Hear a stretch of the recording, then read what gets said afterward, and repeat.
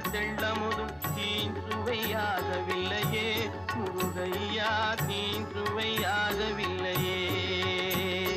எத்திக்கும் புகழ் கந்தன் என் சொல் எழுத்தினை போல் இன்பம் ஏதும் இல்லையே குமரையா, இன்பம் ஏதும் இல்லை.